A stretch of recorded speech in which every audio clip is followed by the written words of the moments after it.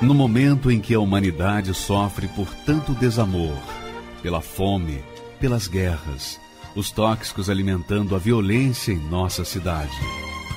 Esta emissora traz até você momentos de amor, paz e alegria, através de um programa feito com carinho para o seu coração.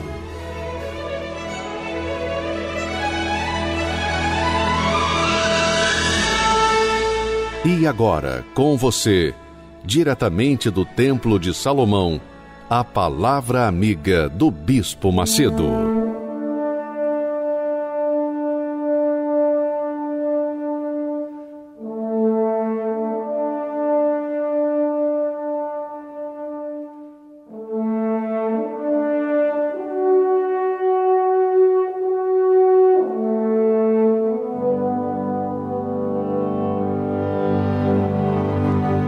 Graças a Deus, diretamente aqui do templo do Deus Altíssimo, nós abençoamos a sua vida, nós abençoamos a sua casa, a sua família, os seus negócios, o seu trabalho, sua vida. Minha amiga, meu amigo, como é importante você crer nesta palavra, porque como diz a Escritura, a bênção do Senhor enriquece. Então, na autoridade dele, seja abençoado em o nome do Senhor Jesus Cristo.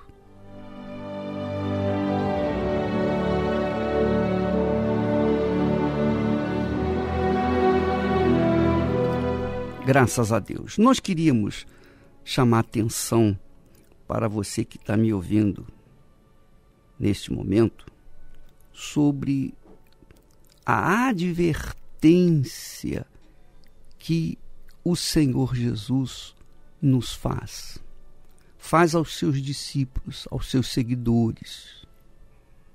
Ele diz: acautelai-vos do fermento dos fariseus, que é a hipocrisia. Lucas, capítulo 13, versículo 1.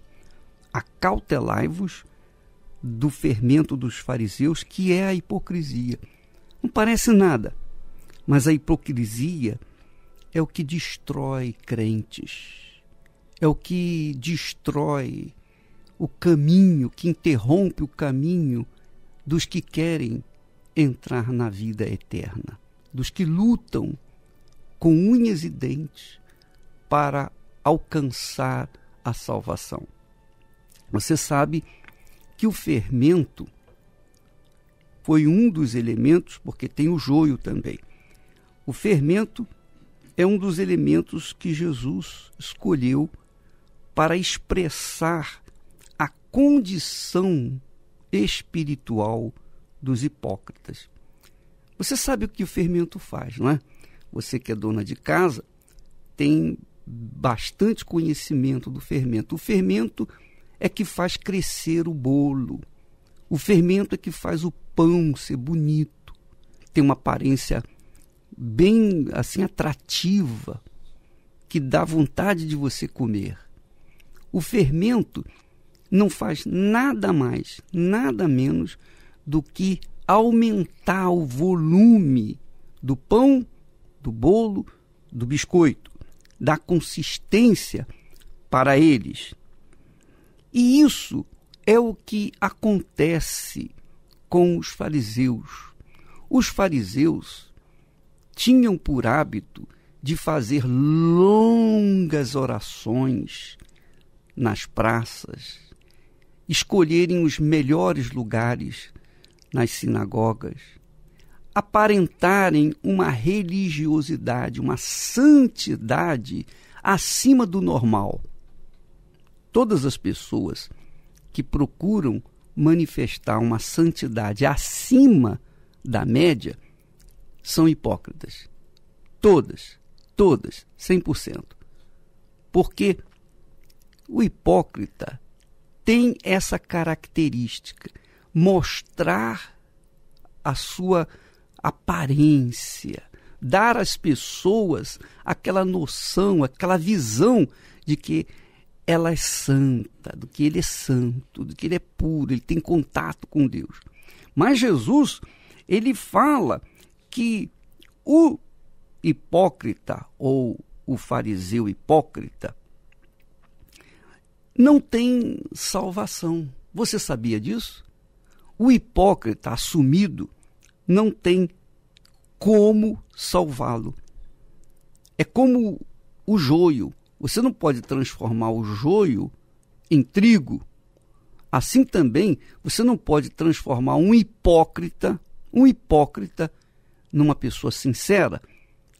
Só o poder de Deus é capaz disso. Porém, Jesus diz aqui claramente: acautelai-vos do fermento dos fariseus, que é a hipocrisia. Acautelai-vos da hipocrisia. Quando a pessoa chega ao ponto de assumir a hipocrisia, ela fica orgulhosa, ela é vaidosa, ela é orgulhosa, ela assume aquilo. Às vezes a pessoa está no fundo do poço, mas anda de salto alto. Essa é a realidade. E isso é o que se mais vê neste mundo. Pessoas no fundo do poço, caindo aos pedaços, mas andando de salto, com o nariz empinado, peito de pombo. Essa é a realidade. Jesus fala em respeito aos fariseus hipócritas, serpentes. Olha só, Jesus mesmo é quem fala, serpentes, raça de víboras. Como escapareis da condenação do inferno? Olha só, Jesus já determinou, já definiu, já julgou, já não tem mais jeito. Já é um caso perdido. Quando a pessoa se torna hipócrita, ela é um caso perdido. Então, eu quero avisar os meus companheiros, colegas, pregadores do Evangelho, que não adianta tentar converter o hipócrita. Não adianta perder tempo com ele, porque ele jamais vai se converter. É mais fácil o camelo passar pelo fundo de uma agulha do que um hipócrita se converter. É mais fácil, porque o hipócrita, ele não aceita condição menor. Ele não aceita a condição menor. Ele quer mostrar aquela aparência de santidade. E o que mais existe nas igrejas evangélicas, especialmente, no mundo a gente já sabe que é quase que toda hipocrisia. Você veja, por exemplo, que muitos políticos trazem isso consigo, carregam isso consigo. Assim também, dentro das igrejas, há muitos pastores, líderes espirituais, pessoas que se chamam de apóstolos, bispos, pastores, e etc., o profeta, não sei o quê, mas são pessoas que passam uma ideia para o mundo de santidade, mas essas pessoas vivem no pecado. Elas falam da palavra de Deus, mas não praticam a palavra de Deus. E Jesus disse que aquele que ouve e não pratica a palavra de Deus é semelhante ao homem que construiu a sua casa sobre a areia. E quando vieram as chuvas, quer dizer, os problemas, as dificuldades, foi grande a sua ruína. Jesus disse, apontando o dedo para os hipócritas: serpentes, raça de víboras, como escapareis da condenação do inferno? Bispo, se o senhor está falando assim, o senhor está direcionando essa palavra para os hipócritas. Então não adianta nem ficar falando para os hipócritas. É verdade. Se você quiser tomar mais informações a respeito do que Jesus fala sobre os hipócritas, leia em Mateus capítulo 23. Capítulo 23 fala do que é o hipócrita. Mas o que nós queremos chamar a atenção, e essa é a razão porque nós estamos falando com vocês, é que, apesar do hipócrita não ter solução, há pessoas, infelizmente, que estão se encaminhando para a hipocrisia. Dia após dia, descem um degrau para chegar ao estado da hipocrisia total. São pessoas que estão passando por um processo de deterioração da fé.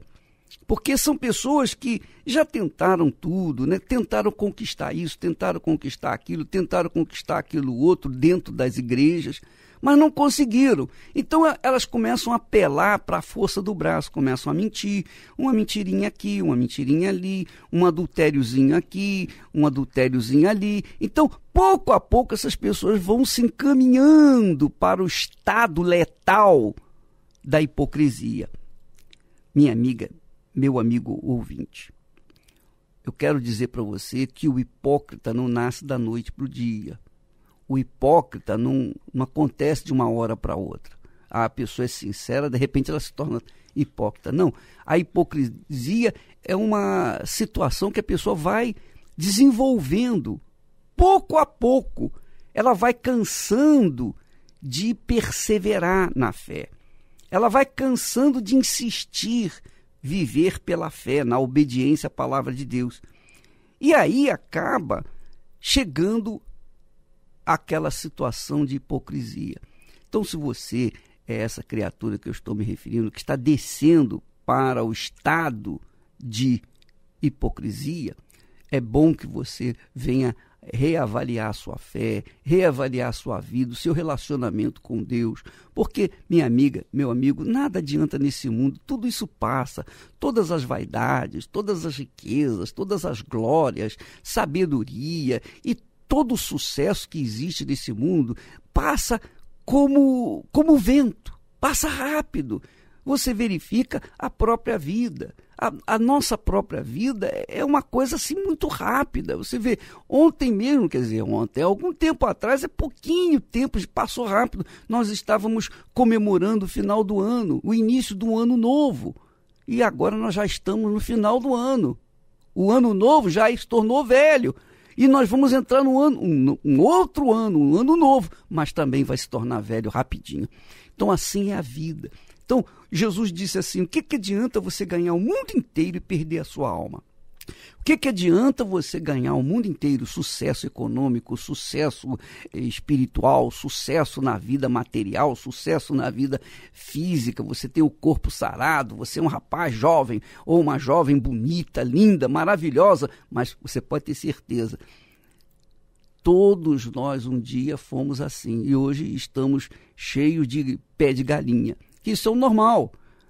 E o pior de tudo é o destino final da nossa alma. Para onde vai a nossa alma? Para onde vai a sua alma? Você já se perguntou isso? O que adianta, Jesus disse, o que adianta você ganhar o mundo inteiro e perder a alma? O que adianta? Não adianta nada. Absolutamente nada. Você só pode garantir a sua salvação enquanto você está vivo. E olha, não me vem com essa conversa de graça. Eu vivo na graça de Deus. Graça coisa nenhuma. Se você não lutar, se você não perseverar, tem muita gente que vive na graça que está descendo, se já não chegou no estado letal da hipocrisia. Essa é a realidade. Então, minha amiga, meu amigo, cuidado com a sua salvação. A hipocrisia, ela não tem aquela aparência imediata, ela vai se deteriorando, a pessoa vai se deteriorando dia após dia após dia. Então, você tem que avaliar a sua vida e avaliar bem para que você não venha perder aquilo que um dia você conquistou. Porque a salvação, minha amiga, meu amigo, nós conquistamos no dia que fomos salvos.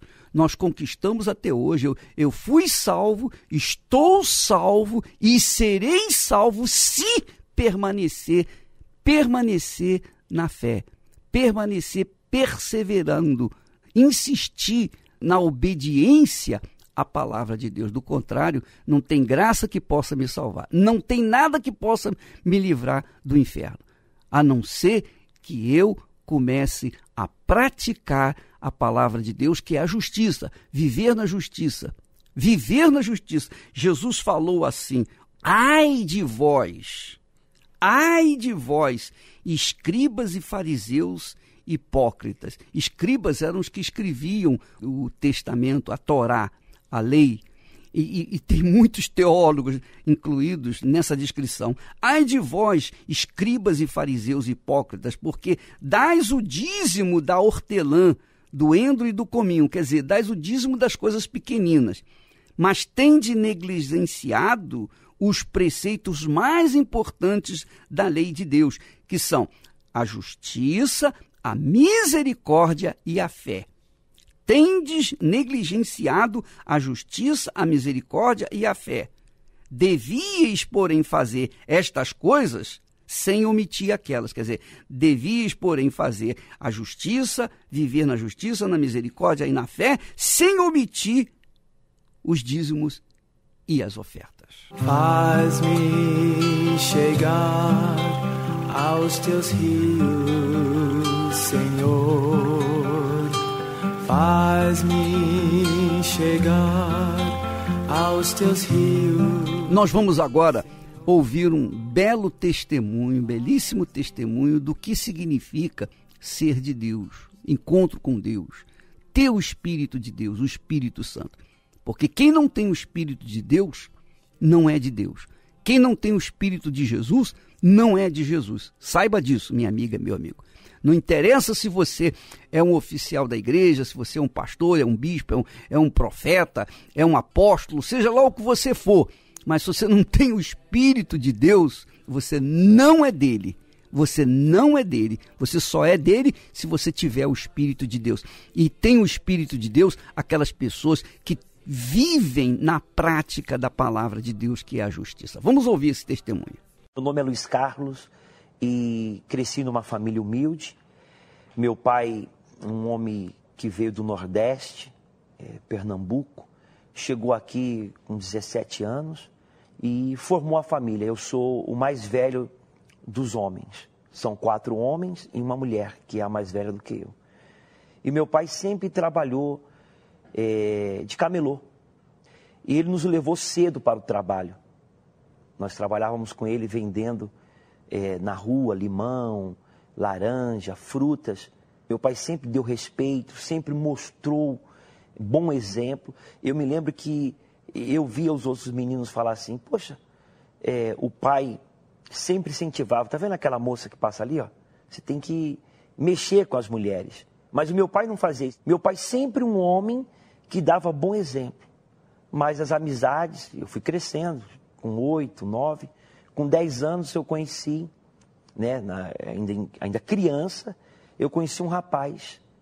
Meu pai saía para almoçar e esse rapaz, na hora do almoço, falava comigo. E foi quando ele ofereceu a maconha. Ele falou, se você fumar isso aqui, você vai ver, você vai trabalhar legal. Isso que vai dar uma brisa, que fala, a brisa é o efeito da maconha. Eu falei, então vamos ali naquela casa abandonada, a gente vai fumar ali. Então foi quando eu fumei o primeiro cigarro de maconha.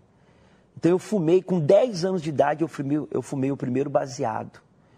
E foi aí que começou o vício na minha vida. E esse vício eu consegui esconder ele do meu pai e da minha mãe durante 2 anos, sempre trabalhando. E como eu trabalhava com meu pai, ele sempre me dava o dinheiro no final do dia. Então eu tinha o dinheiro para comprar droga. Então eu aprendi, eu ia para a escola, e onde eu estudava, atrás da escola tinha uma comunidade que também vendia droga. Então nós começamos a usar ali com mais frequência. Aquilo que era só final de semana, começou a ser todo dia. Todo dia eu começava a fumar um cigarro de maconha, depois 2 baseados, 3. Quando foi ver, eu já estava fumando 10, 15 baseados por dia. Até que então eu não consegui mais esconder dos meus pais, da minha mãe. Um dia eu estava na rua, onde nós morávamos lá no bairro, tinha um campinho de futebol e nós estávamos jogando bola e lá eu estava consumindo droga. E o meu irmão mais novo viu. Quando ele viu eu usando a maconha, ele saiu correndo e foi falar com a minha mãe. Só que eu percebi. E eu, para despistar, saí pela rua de trás, fui lá para o bar, comprei um monte de bala, coloquei na boca. A minha mãe foi atrás de mim e perguntou, vem cá, você está fazendo o quê? Você estava lá embaixo usando droga? Eu falei, não, mãe, não estou usando não. E ela, na inocência dela, falou, deixa eu cheirar a sua boca. Deixa eu cheirar. Eu não conhecia. Eu falei, pode cheirar, cara. Para enganar, pensando que eu ia enganá-la. Até então, passou despercebido e eu continuei. Com 12 anos de idade, eu me lembro que eu fiz um aniversário. E o meu tio me deu um dinheiro de presente. E juntamente, novamente com as amizades, teve um rapaz que falou assim, tem outra droga, rapaz, que é melhor do que a maconha. Eu me lembro que nós começamos a usar cocaína, era 8 horas da noite. E aquele dinheiro que eu tinha ganhado, deu pra gente usar. Quando foi ver, já era meia-noite, 1 hora da manhã. Eu não tinha voltado para casa, eu nunca tinha saído de casa e ficado num horário tão tarde como esse. Mas nesse dia eu cheguei em casa 1 da manhã. Aí a minha mãe, meio desconfiada, perguntou onde eu estava. Eu falei, não, eu estava lá na esquina com os meninos, brincando. Mas ali foi quando eu comecei a cheirar a primeira carreira de cocaína, primeiro papelote. Aí começou o vício. Meu pai, então, descobriu, ele percebeu que já não queria mais trabalhar com ele, fazia corpo mole. Às vezes eu ia, às vezes não, dava desculpa, falava que ia mais tarde. Começou a ter a discussão dentro de casa, porque eu comecei a ser aquele filho rebelde, mudou meu temperamento. Eu passei a ser agressivo, eu não respeitava. Quando a minha mãe falava, eu já gritava, eu ficava agitado, nervoso, falava palavrões, xingava. Isso foi indo cada dia piorando, e eu cheirando mais, fumando. Só que a minha família era uma família humilde, pobre.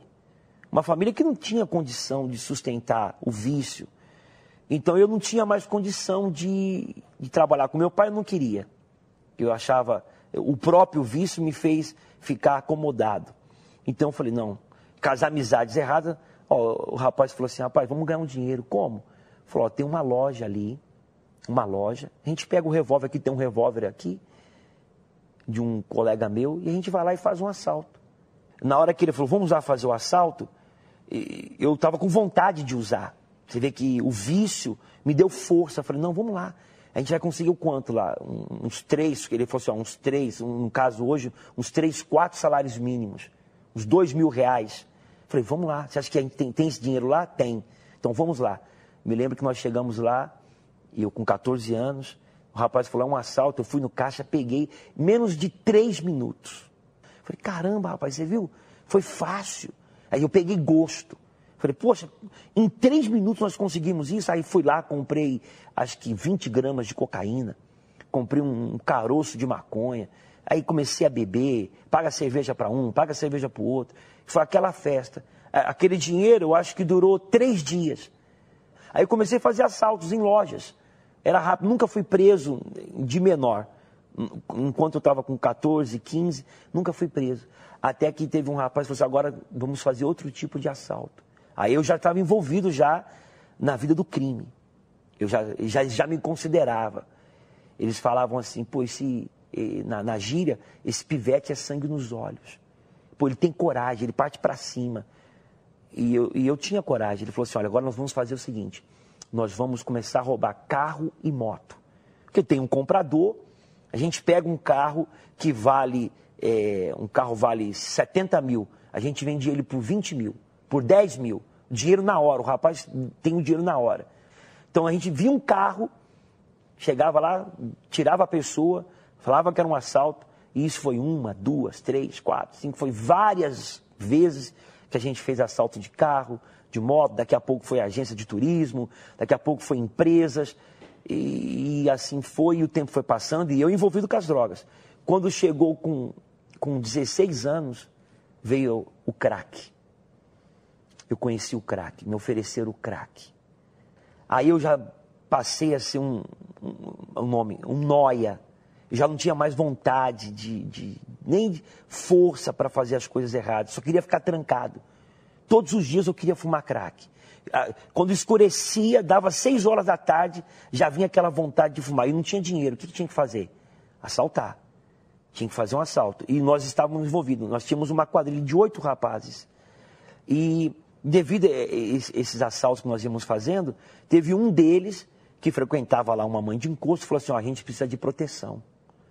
A gente pode sofrer danos. Só que nós fomos lá e fizemos o pacto que aquele espírito falava, aquele encosto falou. E depois desse pacto, mesmo viciado, todos eram viciados, todos fumavam maconha, todos cheiravam cocaína, todos fumavam crack, todos tinham problemas dentro de casa. Eu tinha problema com a minha mãe, já vivia mais fora de casa do que na minha própria casa. Ficava 3, 4, 15, 20 dias, 1 mês fora de casa, vivendo na comunidade, na favela, nos barracos. Quantas vezes ela foi me buscar, eu estava lá usando, Luizinho, vamos para casa. Eu falei, não, daqui a pouco eu vou, vai lá, sai daqui, aqui não é o lugar da senhora. Ela ia lá, ela corria risco, ela chorava, ela chegou a se ajoelhar, só que aquilo não comovia o meu coração. Então, voltando à cena dos rapazes, eu sei que cada um deles foi morrendo com a polícia, troca de tiro, traficante, um matando o outro. Teve um dia também que eu fui roubar um carro, e nós roubamos esse carro, só que o que nós fizemos? Nós desmontamos esse carro. Tiramos o motor desse carro, e o carro nós jogamos dentro de um rio. E o motor nós vendemos, estava lá, o pessoal usa tudo para usar droga. Nós tiramos o motor do carro e jogamos o carro fora, só que o carro foi... a polícia descobriu onde nós estávamos. Só que na hora que a polícia chegou, só estava eu e uma garota. Essa moça estava grávida, ela era de menor, eu já era de maior. Então a polícia entrou, me algemou, estava todo sujo, estava usando droga, fumando pedra. E me levou para a delegacia, falou, você vai ter que dar conta do motor. Só que eu não sabia onde estava o motor, então não tinha como falar. Apanhei bastante, me bateram. Aí eu fiquei preso e eu segurei. Eu não tinha como eu falar que tinha onde estava o motor, porque eu não sabia onde estava. Aí fiquei preso e aí foi várias vezes que eu fui preso com porte de arma ilegal, às vezes com droga. Umas 4 vezes eu fiquei preso, 10 dias, 15 dias, 3 dias. Pagava fiança, teve 2 vezes que eu paguei fiança. E 2 vezes o delegado chegou a falar assim, pô rapaz, eu já não aguento ver você aqui. Eu vou tirar você daqui hoje, mas se você voltar a próxima vez aqui, você vai direto para o Carandiru. Na época ainda existia o presídio Carandiru. Eu estava com 19 anos, também estava ainda viciado. Eu fui fazer um assalto. Só que eu já ia com medo, já não tinha mais aquela força, aquela determinação, por causa do vício. O vício começou a me fazer ter medo, parecia que todo mundo me cercava, todo mundo queria o meu mal, e eu ficava assustado. E nenhum desse assalto que eu fui fazer também, o proprietário estava armado. E quando eu cheguei, que eu fiz o assalto, ele deixou eu levar, quando eu virei as costas, ele disparou a arma, deu 6 tiros, do qual 3 pegaram. E eu caí, fiquei no chão, ele veio, apontou a arma na minha cabeça e falou, você vai morrer agora. E naquela hora eu coloquei a mão no rosto, né, tentando me proteger, já baleado. Um dos tiros que eu tomei pegou no tórax, atravessou o tórax, passou por trás do coração. A bala ficou alojada, o outro no joelho, outro nas costas. Então ele colocou a arma na minha cabeça e falou, você vai morrer agora. Só que ele já tinha disparado os tiros e não tinha mais bala. Então ele saiu do lugar, porque ele pensou que eu ia morrer naquele lugar, na rua. E foi quando as pessoas começaram a se aproximar. Falou, não, é um bandido. Ele foi fazer um assalto ali e ele tomou um tiro. Não socorre não, deixa morrer. Então começou a ver. Falei, meu Deus, que vida é essa? Eu vou morrer aqui. Fiquei, eu acredito que uns 25 a 30 minutos no chão, sangrando. Até que chegou a notícia, espalhou ali no bairro, porque era no bairro onde eu morava. E o meu irmão, junto com o pessoal, veio de carro e me colocou dentro do carro e me socorreu. O ar estava acabando. Ali a minha vida estava indo embora. E ele bateu no meu rosto e falou, aguenta aí, não morre não, abre os olhos, vai falando comigo. E eu falei para ele assim, não estou conseguindo respirar, está faltando ar. Então ele abriu a porta, era uma perua, abriu a porta, entrou aquele vento entrou e eu consegui respirar.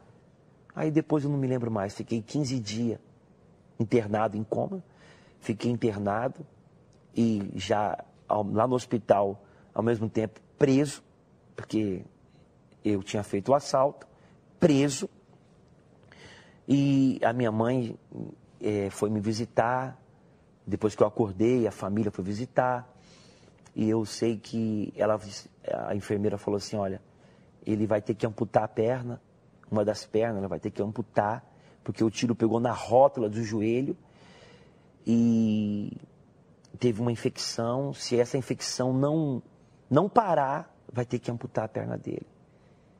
E a minha mãe, nessa época, eu não entendia, mas ela foi lá e tocou com óleo na minha perna. Eu não sabia. Ela tocou com óleo e falou, você vai ficar bom.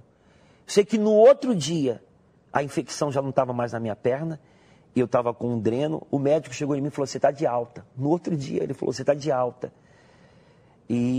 Só que as polícias estão aqui fora, vai ter que levar você. Eu peguei e fugi, consegui fugir. Eu fugi do hospital, fui parar em casa. Eu me lembro que eu falei assim, não, agora eu não vou usar mais droga, não vou fumar mais maconha, depois disso não vou fazer mais coisa errada, eu vou parar com essa vida. Nada, passou um mês, eu voltei. Voltei a fumar, voltei a cheirar, voltei a fazer assalto, voltei a roubar carro, voltei a roubar moto. O crack me jogava na lama. Quantas vezes eu usava o crack, daqui a pouco, quando não tinha mais nada, que eu estava naquela fissura, na abstinência, no outro dia, eu amanhecia acordado dentro do esgoto. Na rua da minha casa tinha um esgoto, eu dormia dentro do esgoto. A minha mãe ia lá, me levantava, junto com a minha irmã, a Marlene, me tirava do esgoto, me dava um banho, colocava uma roupa nova. Quando escurecia, voltava eu novamente. Conseguia arrumar um dinheiro, lá vai eu novamente para o crack. O crack foi tirando toda a minha força, a minha paz, a minha alegria. E eu não pensava assim, não vai ter mais jeito. Já estava com 20 anos. Aí vinha um pensamento, acaba com a sua vida, você não tem mais jeito não. Pensamento porque a minha família sofria, meu pai sofria, os meus irmãos sofrendo. E eu pensava assim, vou acabar. Aí vinha aquela depressão, a vontade de tirar a própria vida. Quantas vezes eu peguei a arma? Eu pegava a arma e falava assim, hoje, nunca coloquei a arma, mas eu ficava com aquele pensamento. Eu vou dar um tiro na minha boca. Eu vou dar um tiro no meu ouvido. Eu vou tirar a minha vida. Só que eu não tinha coragem. E nisso a minha mãe já estava o quê? Frequentando a Universal, fazendo corrente. Eu não sabia, mas era o poder de Deus já operando em mim. Eu comecei a pensar, meu Deus, eu não tenho alegria, eu não tenho paz, eu não tenho felicidade. Meu pai sofre, minha mãe sofre, todos estão sofrendo. Todos estão sofrendo. E um detalhe, sabe um detalhe? Que antes dela estar na Universal, ela me xingava, ela brigava, ela falava cada coisa que eu falava assim, poxa. E aquilo me revoltava, aí que eu saía mais para usar. Quando ela começou a frequentar a Universal, ela mudou. Eu chegava em casa, ela falava assim, você quer usar qual calça hoje? Você vai usar aquele tênis de couro branco ou o tênis azul? Filho, você quer comer o quê? Você quer um omelete? Você quer um ovo frito? Você quer frango? Mas eu não sabia que tudo ali ela já estava consagrando. Aí eu entendi, foi aquilo ali que foi tocando na minha vida. E eu comecei a ter aquele amor. Comecei a ver, falei, poxa, minha mãe não merece isso. Poxa, eu não mereço isso. Aí foi quando ela fez um convite, falou, amor, filho, você quer ir na Universal comigo? Eu falei, eu vou com a senhora, mãe. Eu quero sair dessa vida. Eu quero mudar, não aguento mais. Poxa, são 11 anos da minha vida perdido. 11 anos que eu não vivi. E chegando na Universal, o pastor falou a minha vida. E o pastor falou também que era viciado. E eu pensei assim, poxa, mas como que esse pastor era viciado? Ele está aqui agora. E comecei a frequentar todo dia a igreja. Todo dia.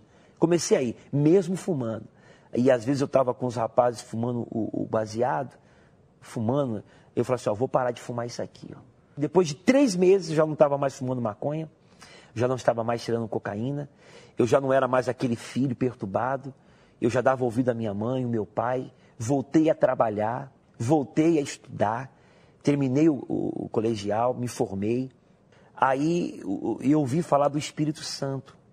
Ali na Universal falava do Espírito, que se a gente tivesse o Espírito Santo, a gente ia ter o poder de Deus. Eu falei, não, eu quero ter o Espírito Santo. Aí eu desejo ter o Espírito Santo. Então eu comecei a me dedicar mais. E comecei a jejuar. Eu lembro que tinha umas vigílias que o pastor convidava para a gente ir. Eu ia na vigília, passava a noite toda buscando o Espírito Santo. Eu me apliquei, comecei a ler a Bíblia mais. E eu acordava pela manhã. Eu me lembro que no domingo eu chegava na igreja e tinha um grupo, o grupo de evangelização. E antes do culto nós dávamos as mãos e ali nós fazíamos uma busca. Antes da reunião, pedindo a Deus para abençoar a reunião. E nós dávamos as mãos ali e buscávamos o Espírito Santo. Quando eu recebi o Espírito Santo, mudou o meu ser, mudou dentro, mudou o meu pensamento, mudou a maneira de falar, de agir, a maneira de pensar. Eu passei a ter amor por mim, em primeiro lugar, amor pelas almas, pelas pessoas. O Espírito Santo se apossou de mim, de tal maneira que aquele dia marcou, porque foi transformado. Eu deixei de ser aquele velho homem, eu passei a ser um homem com pensamentos positivos, com alegria, com fé, com determinação. Eu vi ali o poder de Deus na minha vida. Foi ali que houve essa transformação. Quando eu recebi o Espírito Santo, houve essa transformação dentro de mim. Faz-me beber dos teus rios. Pois é, minha amiga, meu amigo ouvinte. Nós temos aos domingos, às 10 horas da manhã e também às 18 horas aqui no Templo de Salomão, 2 reuniões extremamente importantes, assim como às quartas-feiras, às 8 da noite.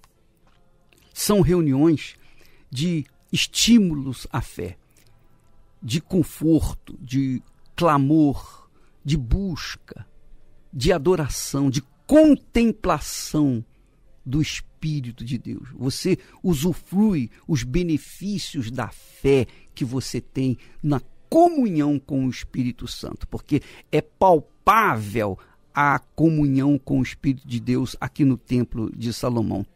Tudo remete você para uma comunhão íntima com Deus. Então, se você estiver disposto a receber o Espírito Santo, se você quer o Espírito de Deus, domingos às 10 da manhã e às 6 horas da tarde, como também às quartas-feiras às 8 da noite.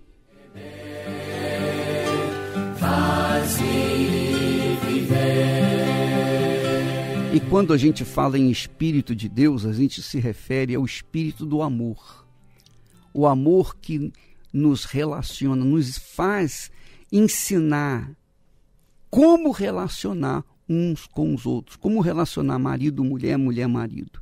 Como é possível uma pessoa viver em paz, em harmonia com a outra pessoa. Não tem como. O Renato está aqui comigo nesta tarde justamente para falar sobre isso.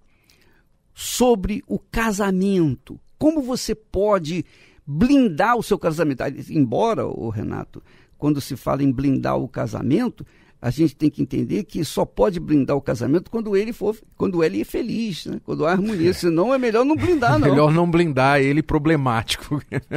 Tem que primeiro consertar e depois blindar, realmente. O senhor falava do espírito do amor. Deus fala na Bíblia que ele odeia o divórcio. Que aquilo que Deus uniu, o homem não deve separar. Pois bem, então você entende que Deus é em prol do casamento, ele é em prol do amor, da união de duas pessoas. Isso não significa dizer, isso é importante, né? Deus odeia o divórcio, mas não significa dizer que ele proíbe o divórcio. Não, ele mesmo teve que conceder em certas situações para prevenir o sofrimento da pessoa, que a única saída em certos casos é o divórcio. Ele é bem claro a respeito disso. Porém, é a última porta. Enquanto você tem vontade de lutar, enquanto você tem esperança de lutar pelo seu casamento, então você pode contar com a total ajuda de Deus, a total ajuda de quem odeia o divórcio. Você pensa assim, você diz assim, poxa, eu não queria separar, eu não queria divorciar, poxa, eu investi tanto nesse casamento, a gente tem filhos, a gente tem isso, eu queria ver se dá um jeito de salvar esse casamento. Muito bem, você pensa em não queria perder o casamento, Deus pensa, eu odeio o divórcio, quer dizer, ele é muito mais incisivo, muito mais forte naquilo que ele propõe fazer para que evite-se que esse seja o fim do seu relacionamento. Então você pode contar com a ajuda de Deus. Você pode chegar para Deus e falar, meu Deus, se o Senhor realmente odeia o divórcio, então eu preciso da ajuda do Senhor para que isso não aconteça no meu casamento. E é isso que nós estamos levando as pessoas a entender na terapia do amor. As pessoas estão chegando com relacionamentos destruídos, com um problema de traição, de mentira, de frieza no relacionamento. Elas chegam realmente destruídas. E elas vêm buscar a última esperança. Meu Deus, o que o Senhor pode fazer por mim? E elas vão aplicando os ensinamentos, passado o seu devido tempo, elas estão testificando, olha, a minha relação mudou. E outras pessoas que chegam já sozinhas, já divorciadas, já desacreditadas do amor. Primeiro elas vêm se tratar e depois elas conseguem formar novos relacionamentos e ser felizes. Eu diria o seguinte, Renato, eu lembro, e eu falo isso por experiência pessoal. Eu acredito também que vocês eram da mesma forma, também tiveram experiências semelhantes. Mas quando eu era jovem, garoto, que eu queria me casar, que eu queria constituir família, eu via no casamento dos meus irmãos, eu via destruição, eu via caos, eu via brigas. Eu me lembro que o meu irmão, ele morava junto conosco e havia brigas enormes, agressões, não apenas verbais, mas agressões físicas. E eu ficava apavorado. Eu falei, meu Deus, é isso que é casamento? Eu fiquei assim, sabe, chocado. E eu fiquei, de certa forma, blindado, não querer casar. Mas eu sabia que eu tinha que casar porque eu precisava de uma pessoa que me ajudasse na minha fé. Porque o casamento não é para você simplesmente curtir um ao outro, mas também para ter um auxílio para sustentar a sua fé na hora amarga da vida, nas horas amargas da vida. Então eu tinha que achar uma pessoa segura, uma pessoa que me desse sustentação, uma pessoa que eu pudesse falar e ela me compreenderia e ela me traria uma palavra que viesse ao encontro da minha necessidade. Ora, então eu não poderia entregar a minha vida a qualquer um. Eu tinha que entregar a minha vida a uma pessoa que tivesse, no mínimo, um mínimo de fé que eu tinha. Quer dizer, eu usei a minha cabeça. Vendo os meus irmãos com problemas, eu falei, não, eu não vou partir para o fracasso. Quando eu casar, eu quero casar com a pessoa que vai viver o resto dos meus dias junto comigo. O senhor aprendeu o que não fazer, em outras palavras, né? O senhor não simplesmente se vacinou contra o amor, que é o que muitas pessoas fazem. Elas também viram destruição no casamento dos seus pais, dos seus avós, dos seus amigos, e infelizmente elas acabam se vacinando contra o casamento e dizem, eu não quero mais casar. Outro dia eu estava num lugar e fui pegar o elevador num lugar público. E uma moça, um casal, ela devia ter 16 anos, no máximo, ele devia ter 18 anos, um casal de namorados, e eles conversando, e ela falou assim, olha, eu nunca quero casar. Falou do nada assim para ele, eu nunca quero casar. E ele perguntou, mas por quê? Não, porque eu quero ser livre, eu quero ter a minha vida. Quer dizer, muitas pessoas veem o casamento como uma prisão, realmente.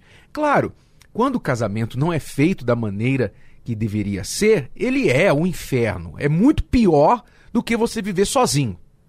Agora, quando ele é feito nos moldes de Deus, como o senhor vai fazer 43 anos de casamento, quer dizer, ninguém fica voluntariamente numa prisão por 43 anos, porque a porta está aberta. Mas quem escolhe ficar no casamento é porque quando esse casamento é bom, ele faz bem a você. E é isso que você tem que entender. Você talvez está mordido de cobra, você pensa assim, não quero mais saber de amor, porque você sofreu muito, mas o que você tem que fazer é aprender o que não fazer.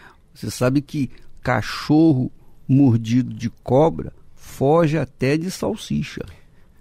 Verdade. Você sabe disso, isso aí é comum. Então tem muita gente fugindo de casamento justamente por conta de ter sido fracassado em vários outros relacionamentos. E às vezes, como o cachorro fugindo de linguiça, você pode imaginar, ele fugiu de uma coisa que era boa para ele. E tem muita gente perdendo boas oportunidades de relacionamento, boas pessoas que estão interessadas nelas, mas elas estão fugindo delas porque elas estão mordidas. Elas falam, não, isso eu vou sofrer de novo. Elas estão fechadas pro amor. Agora, Renato, eu queria saber, com você tem aqui atendido as pessoas antes da reunião, né? Por exemplo, hoje à noite você vai estar atendendo, a partir de que horas? A partir das 18 horas. Então, a partir das 18 horas. Você tem atendido as pessoas, quais são os problemas mais acentuados na vida das pessoas, nos casais? O que as pessoas trazem para você quando vem pedir ajuda, quando vem ter essa conversa com você? De fato, eu escrevi uma lista de 10 problemas principais. São 10 que a gente atende e são mais comuns. Veja se você tem um ou mais desses 10. Preste atenção. Primeiro, traição. Segundo, falta de atenção, carência. Mesmo casada, a pessoa reclama da falta de atenção. Então, vamos tocar nesse assunto. Primeiro é traição. Então, uma pessoa, hoje em dia, a coisa mais simples, mais fácil é a traição. Isso é bem acentuado, é forte na nossa sociedade. Por quê? Você sabe que existem mais mulheres do que homens aqui no Brasil agora, né? Tem não sei quantos milhões a mais de mulheres. Agora, você imagine, se tem mais mulheres do que homens, então você pode imaginar que tem mulheres que estão... Tem mais que uma para cada homem. Né? Exatamente. Então tem mais mulheres, quer dizer, está sobrando mulher por aí. Então é óbvio que os garanhões ficam buscando essas oportunidades. Agora, eu pergunto, como que uma pessoa pode construir a sua felicidade sem uma pessoa que venha realmente atender a sua necessidade? Como é possível? Como é possível uma pessoa se agarrar a outra e amá-la por todos os dias da sua vida? Como é possível? Só Deus. Só o Espírito de Deus. A pessoa ela tem que aprender como funciona esse casamento, para ela se tornar um. Muitos casais, infelizmente, nunca se tornaram um. Vocês se casaram, mas vocês continuam dois indivíduos dentro da mesma casa. Não há um só pensamento, não há mistura de uma carne só. Muitos casais nunca se tornaram um. Então as pessoas ficam dentro da casa, morando na mesma casa, mas cada um tem a sua vida. São dois indivíduos diferentes. Tem o seu dinheiro, o dinheiro dele, o dinheiro dela. Os objetivos dele, os objetivos dela. Eles fazem as coisas praticamente separadas, dividem a mesma casa. Quer dizer, nunca se tornaram um casal, as famosas batatas, né, que nunca se uniram, nunca foi feito um purê. Então, essas pessoas que não sabem o que é um casamento, elas ficam pensando, meu Deus, eu fiz a maior burrada da minha vida, eu quero sair fora. E, na verdade, elas saem de um relacionamento pensando que o erro foi a pessoa, entram em outro sem aprender nada com o anterior e vai cometendo os erros. Ela tem que entender que o problema não está no casamento e, normalmente, o problema não é a escolha da pessoa. O problema é a escolha de atitudes que você tem. O que você faz para funcionar ou não o casamento. Então, para a pessoa se conhecer, porque as pessoas, às vezes, elas são infelizes e querem ser felizes casando com outras pessoas. Primeiro, elas têm que se descobrir. Primeiro, elas têm que ter o Espírito de Deus para poderem realmente encontrar a pessoa. Primeiro eu tenho que ser feliz para poder buscar uma pessoa que venha fazê-la feliz, que venha unir comigo. Não adianta eu simplesmente querer me casar porque eu sou infeliz. Se eu sou infeliz, eu vou somar a minha infelicidade com a outra pessoa e vai ser um caos. Então, eu tenho primeiro ser feliz. Quer dizer que para que eu possa ser feliz, primeiro eu tenho que ter o Espírito de Deus. Sem isso, sem ele, não há a mínima chance. Você que vem hoje aqui na Terapia do Amor, você vem conversar com o Renato agora às 6h, não é isso? Isso. 6h você vai atender as pessoas. Então você já vem preparada, minha amiga, meu amigo, que o seu problema maior é essa falta, essa carência, é a ausência do amor mais importante na sua vida, que é o Espírito do amor. Isso, e você vai aprender primeiro a se amar, para então você poder amar outra pessoa. Você vai aprender a mudar, adaptar-se à situação. A palestra vai começar às 20 horas. Hoje, aqui no Templo de Salomão, você está convidado para vir participar, acompanhado ou sozinho. A gente começa às 20 horas, as portas se fecham 5 minutos antes. Você deve vir antes para participar. E o Espírito do amor, que é o Espírito de Deus, trabalha no interior da pessoa. Então ele vai remover esse sentimento de culpa, ele vai tirar de você essa mágoa, ele vai tirar de você essas feridas que foram causadas pela traição, pela decepção, tudo que aconteceu de ruim na sua vida, o Espírito do amor vai tirar. E depois que ele tirar, você estará pronto. E ele vai auxiliar você tanto nessa mudança, como encontrar a pessoa que você quer, como também resolver o problema dentro do relacionamento no qual você está vivendo. Então, você que está passando por esse tipo de problema, se você é casado ou solteiro, você deve vir participar. Se quiser, ajuda, né? Você deve no sentido, você quer, chegou a hora de você priorizar a sua vida amorosa, você reconhece que essa parte da sua vida está sofrendo porque você, na verdade, nunca cuidou dela, nunca buscou a ajuda do alto para ela. Então, se você quiser essa ajuda, é aqui, neste lugar extraordinário, no Templo de Salomão, onde famílias estão sendo reconstruídas, casais estão sendo restaurados e solteiros estão encontrando o seu amor.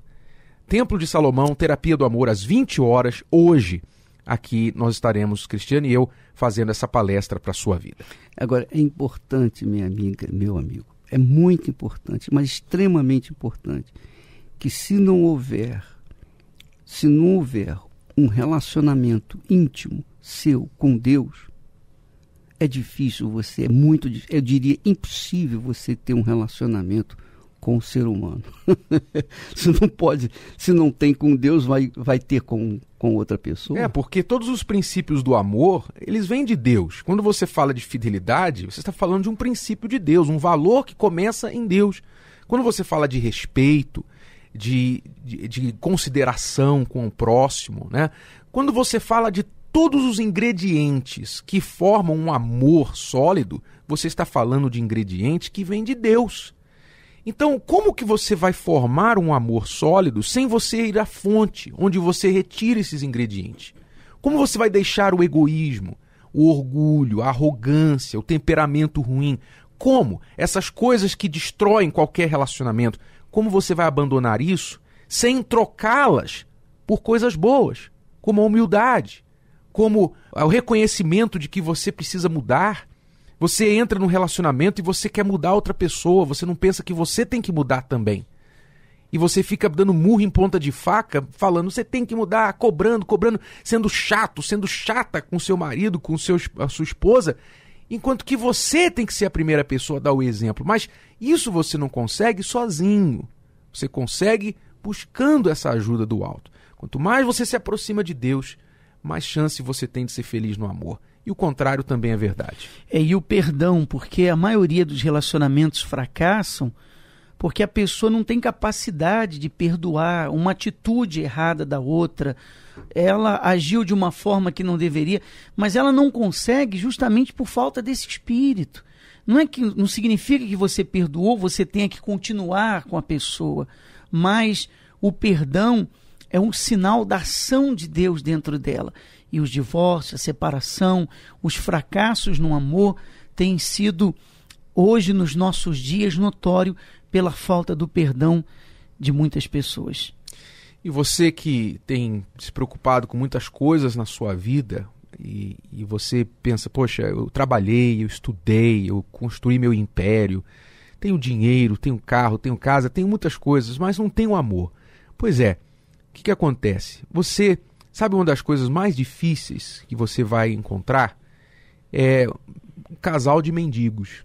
Você pode ver, quando tem um morador de rua, normalmente ele ou ela é sozinho. Você não vê casal de mendigos, mas você vê muito rico solitário. O que mostra que as pessoas, às vezes, elas priorizam as riquezas, priorizam as outras coisas e esquecem das mais importantes. Depois que elas chegam no topo da montanha, elas estão sozinhas. Não tem ninguém para compartilhar o sucesso delas. Talvez você está assim hoje. Está aí abastado, bem-sucedido.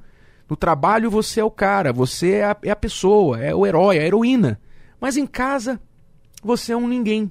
Você não tem ninguém para celebrar os seus sucessos. Então, por que isso? Porque você priorizou até aqui a sua carreira. Agora chegou a hora de você priorizar a sua vida amorosa. Invista, você entende essa palavra. Você que é bem-sucedido, você entende a palavra investir. Porque você sabe que para ter dinheiro você tem que investir. Invista, então, na sua vida amorosa e você vai ver o retorno também para ela. Eu tenho falado, eu tenho insistido nisso. A vida do ser humano é uma cruz. É uma cruz. A haste principal da cruz é a haste vertical, quer dizer, relacionamento entre você e Deus, o espírito do amor.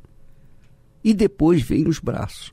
A cruz é o segredo da vida. É o segredo da vida. Foi na cruz que Jesus deu a vida para que eu pudesse ter vida. Então, a haste principal da cruz, que é a haste vertical, é um relacionamento entre eu e Deus. A partir daí, pode-se construir a cruz com os braços, e os braços dessa cruz têm que ser feitos com o mesmo material da haste vertical, que é o Espírito de Deus. Então, é uma coisa só, é tudo uma coisa só, né? É uma aliança, você não tem princípio, não tem fim, está tudo ali, junto, né? É perfeito. Então, se você usa a sua cabeça, a sua razão, usa a fé inteligente e constrói essa cruz, a sua vida, você pode ter certeza que você será feliz. Mais do que todas as demais pessoas no mundo inteiro. Isso. E se você então quiser isso, hoje você pode encontrar a terapia do amor aqui no Templo de Salomão. Mas essa terapia, você que nos ouve em outras partes do Brasil, ela também existe em outros lugares, outros estados, cidades brasileiras. Você pode saber o endereço mais próximo a você acessando o nosso site terapiadoamor.tv, e ali você tem todas as informações sobre este trabalho. E amanhã, Bispo Márcio, o senhor vai estar aqui fazendo o trabalho da libertação, não é isso? Nós estamos na sexta-feira, separamos a sexta-feira para ajudar as pessoas que são oprimidas, as pessoas que trazem na sua vida uma amarração. E você fica buscando o porquê disso, o porquê que a sua vida, o tempo passa e ela vai piorando, você tem os mesmos problemas que os seus pais tiveram, os seus avós tiveram, os seus bisavós tiveram. A pessoa, ela vence um problema e passa-se um tempo, aquele problema volta de novo, ela começa a enfrentar a mesma situação. Você vence uma doença, depois ela volta com mais força. Você vence um problema financeiro e depois de um tempo você está enfrentando ele de novo. O que nós entendemos? A pior maldição que existe é a maldição de círculo. É aquela que o problema vai e volta. Quando você pensou que tinha vencido aquilo, aquilo veio com mais força. E nós estaremos combatendo isso. Nós vamos combater todo o mal espiritual que tem estado na sua vida, que tem prevalecido contra você. Você não dorme à noite, vê vultos, ouve vozes, tem dores de cabeça constante. Você já chegou à conclusão que tem um mal espiritual na sua vida. Então, nessa sexta-feira, nós vamos fazer esse trabalho de limpeza espiritual. Nós vamos ministrar a sua libertação, a sua mudança. De uma forma você vai chegar aqui no templo, mas de outra você vai sair, porque o que está amarrado na sua vida vai desamarrar. Às 10 horas da manhã e às 8 da noite, nessa sexta-feira, aqui no templo, na zona leste de São Paulo, na Avenida Celso Garcia, no número 605.